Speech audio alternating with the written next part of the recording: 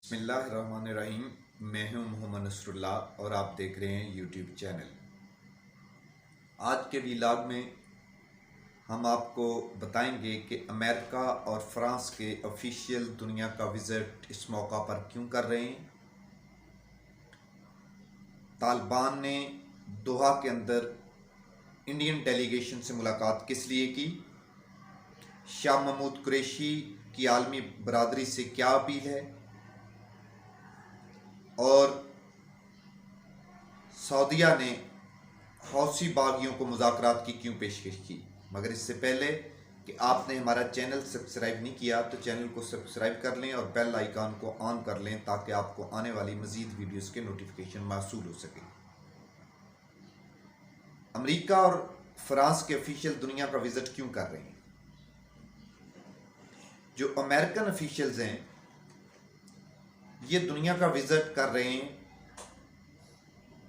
Environmental changes, جس کے اوپر میں نے اپنے 2 ویلاگ کے اندر پہلے ڈیٹیل سے بتایا ہے۔ ہم نے IPCC کی رپورٹ بھی اس میں ڈسکس کی ہے۔ ہم نے پانی کی کمی دنیا کے اندر کیسے ہونے جا رہی ہے اس کے بارے میں بھی بتایا ہے۔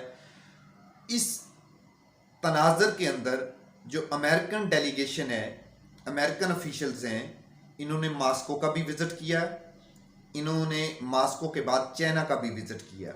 اس وزٹ کا پرپز ہے دنیا کے اندر جو کاربن امٹ ہو رہا ہے اس کی مقدار کو کیسے کم کیا جائے، چونکہ چائنا بھی دنیا کے جو 5 بڑے کنٹریز ہیں جن سے کاربن زیادہ جن کے اندر پروڈیوس ہو رہا ہے، پیدا ہو رہا ہے، ان میں سے ایک ہے چائنیز ملک بھی، چائنا کا ملک بھی۔ امریکن جو آفیشیلز ہیں یہ دنیا کا رشیا کا ماسکو کا وزٹ بھی انہوں نے کیا ہے تاکہ ان کو قائل کر سکیں کہ آنے والے وقت کے اندر یہ دنیا کے لیے کاربن کتنا بڑا خطرہ ہے، ماحولیاتی آلودگی کے لیے کتنا بڑا خطرہ ہے، انوائرمنٹل چینجز میں اس کا کیا رول ہے اور یہ دنیا کو کیسے تھریٹ کرنے کے لیے جا رہا ہے۔ پاکستان کے اندر بھی پاکستان بھی دنیا کے ان ممالک میں سے ہے جو انوائرمنٹل چینجنگ کی وجہ سے سب سے زیادہ متاثر ہونے والے کنٹریز میں سے ہے۔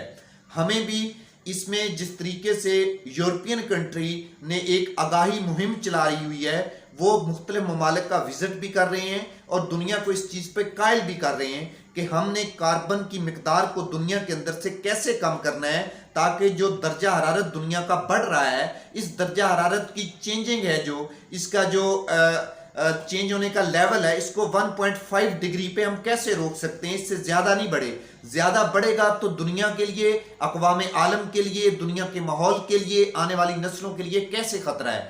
پاکستان کو بھی چاہیے کہ اس طرح کی جو اویئرنیس کمپینز ہیں یہ پاکستان کے اندر زور و شور سے اس کو سٹارٹ کرنا چاہیے، اور کم از کم ہم نے اپنی پچھلی ویڈیو کے اندر یہ ڈسکس کیا تھا کہ دنیا میں پانی کی جو کمی ہو رہی ہے، فرانس کے جو آفیشیلز ہیں یہ اس وجہ سے انہوں نے ایک عراق کے اندر جو سمٹ ہوا جس میں بحرین، عمان، سعودی عربیہ، ایران اور دیگر گلف کنٹریز کے سینٹرل ایشیا کے ممالک نے اس کے اندر شرکت کی اور عراق نے ان کو ہوسٹ کیا، تو اس میں فرانس کے جو آفیشیل ہیں انہوں نے بھی وزٹ کی، اور ان کی وزٹ کا مقصد یہ تھا کہ دنیا میں پانی کی جو کمی ہو رہی ہے اس کمی کو ہم کیسے پورا کر سکتے ہیں۔ اس کو میں نے لنک کیا تھا پاکستان کے ساتھ کہ ہمارے پاس بھی پانی کی کمی ہے۔ پچھلی گورنمنٹس نے ڈیم بنانے پہ، پانی کی سٹوریج پہ، پانی کو سیو کرنے سے، پانی کو ضائع ہونے سے بچانے کے لیے اتنی توجہ نہیں دی، مگر یہ گورنمنٹ اس کے اوپر کام کر رہی ہے۔ شجرکاری مہم سے بھی قوم کو آگاہ کیا جا رہا ہے، لوگوں کو موٹیویشن بھی دی جا رہی ہے، کمپینز بھی شروع کی ہوئی ہیں، ڈیم بنانے کے اوپر بھی توجہ دی جا رہی ہے، مگر ہماری جو قوم ہے، بحیثیت قوم، ہم پانی کو زیادہ تر ضائع کر رہے ہیں۔ پانی کو زیادہ استعمال کا ہمیں پتہ نہیں ہے، قوم اس سے آگاہ نہیں ہے۔ بہت زیادہ جو اس کو بولتے ہیں، ایک ٹرم بولتے ہیں پر کیپٹا واٹر، کہ ایک انسان ایک دن کے اندر کتنا پانی استعمال کرتا ہے۔ اگر پاکستانی قوم اور گورنمنٹ اور ریاست اس کے اوپر توجہ دے اور لوگوں کو اس میں ایجوکیٹ کیا جائے، لوگوں کو شعور دلایا جائے کہ پانی کا استعمال کم سے کم ہم کیسے کر سکتے ہیں، تو اس سے پاکستان کے اندر بھی پانی میں بہت زیادہ بچت ہوگی۔ پاکستان میں بیسیکلی لوگ اس سے ایجوکیٹ نہیں ہیں۔ آپ کو پتا ہے کہ لوگ تنقید کرتے ہیں फॉर्मर चीफ जस्टिस जो जस्टिस साकब अली निसार साहब के ऊपर, लेकिन एक काम उन्होंने ये अच्छा किया था जब उन्होंने कहा था कि हम नहाने के लिए पानी की एक बाल्टी इस्तेमाल करें, हम क्यों एक टब इस्तेमाल करते हैं। एक बाल्टी पानी से इंसान बड़े अच्छे तरीके से नहा सकता है। इस तरह जो गाड़ियों की वॉशिंग होती है इसके ऊपर उन्होंने एड्रेस किया था। तो लोगों ने इस सिलसिले में और बासियत इदारों ने इस सिलसिले में काम करना शुरू कर दिया था, लोगों को आगाही देनी शुरू कर दी थी कि आप पानी किस तरीके से उसकी कंजम्पशन को कम कर सकते हैं इंडिविजुअल इस्तेमाल के ऊपर। इसके अलावा जो इराक के अंदर एक समिट हुआ है जिसमें बहुत से सेंट्रल एशिया के कंट्री और अरब कंट्रीज ने शिरकत की है। इराक सेंट्रल एशिया के जो मसाइल हैं उनके ऊपर ये पे दर पे इराक के अंदर समिट हो रहे हैं और इराक इसको होस्ट कर रहा है। इससे दुनिया के मंजरनामे पे ये तब्दीली आ रही है। एक तो इराक की जो इम्पॉर्टेंस है ये बढ़ रही है, दूसरा इम्पॉर्टेंस बढ़ने के साथ साथ जो इराक काम कर रहा है उसने ईरान और सऊदीया के दरमियान जो डायलॉग है इसको दोबारा से रीओपन किया। ये अप्रैल में रीओपन हुआ था। इसमें 2-3 नशिस्तें इनकी पहले भी हो चुकी हैं।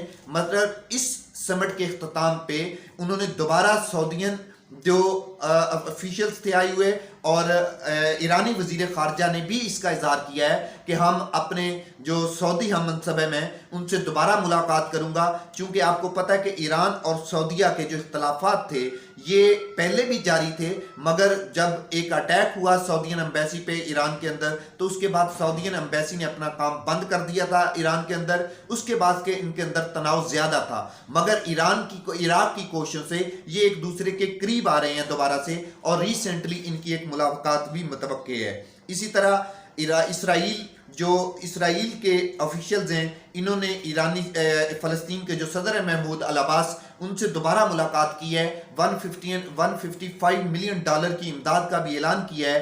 अगरचे हमास के इसके ऊपर तहफ़्फ़ुज़ात हैं, वो कहते हैं कि इसराइल ने जो बमबारी से अपने हमलों से जिन बच्चों को, औरतों को और मर्दों को शहीद किया, इस सरजमीन पे अभी उनका खून भी खुश्क नहीं हुआ, ये पैसों के जरिए से अपनी कीमत अदा करना चाहते हैं। मगर ये भी एक तब्दीली है दुनिया के मंजरनामे पे कि 2014 के बाद इनके दरमियान डायलॉग नहीं हो रहा था। ये बहुत बड़े लेवल पे एक डायलॉग एक बड़े लंबे अरसे के बाद फ़लस्तीनी हुकाम और इसराइली हुकाम के दरमियान हुआ है। ये एक खुशाइंद बात है कि दुनिया अपने मसाइल का हल करने के लिए डायलॉग का फोरम तलाश कर रही है।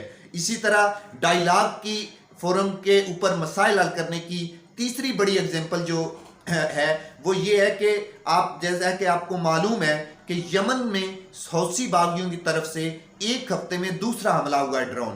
पहले अटैक के अंदर 30 से ज्यादा हलाकतें हुई थी, ये एक बड़े लंबे अरसे के बाद एक इतना बड़ा हमला हुआ था। मगर जो कल हमला हुआ है हौसी बागियों की तरफ से उसको इंटरसेप्ट कर दिया गया है। उसमें जख्मी होने की इतलात जरूर मसूल हुई हैं, मगर उसमें किसी कैजुअलिटी की इतला नहीं। सऊदीया ने हौसी बागियों को दोबारा से पेशकश की है डायलॉग के टेबल पे बैठने की, ताकि डायलॉग का फोरम दोबारा से हम ओपन कर सकें। इसी तरह जो इसराइली वज़ीर आज़म है जो बाइडन, इसराइली वज़ीर आज़म ने जो बाइडन के साथ सदर जो अमेरिकन सदर है उनके साथ अपनी मुलाकात की है और उन्होंने जोर दिया है कि ईरान को इस जो जोहरी उसका प्रोग्राम है इस प्रोग्राम से उसको रोका जाए। ये दुनिया के मंजरनामे पे चंद एक तब्दीलियां इस वीक के अंदर हुई। हम साथ साथ ये आपको आगाह करते रहेंगे और वीक में एक प्रोग्राम अपना वीलॉग हम अपना शॉर्ट सा 5 मिनट का कि दुनिया के मंजरनामे पे कौन कौन सी तब्दीलियां होने जा रही हैं। इसके अलावा दोहा के अंदर जो इंडियन डेलीगेशन है उसकी तालिबान से मुलाकात भी हुई है। ये पहली मुलाकात उनकी बाज़ाब्ता है। फिर तालिबान ने कतर और तुर्कश जो ऑफिशियल्स हैं इनसे मुलाकात की है काबल एयरपोर्ट की सिक्योरिटी के हवाले से। इसके अलावा इंडिया ने जो अपने कंसर्न्स का इजहार किया है तालिबान से कि हमें डर है कि अफगानिस्तान की जो सरजमीन है ये इंडिया के खिलाफ होगी। तालिबान ने हस्बे रवायत जिस तरीके से वो बार बार कहते आ रहे हैं कि हम अफगानिस्तान की सरजमीन किसी और मुल्क के खिलाफ इस्तेमाल नहीं होने देंगे, चाहे वो हमारा दोस्त मुल्क है चाहे वो दुश्मन मुल्क है।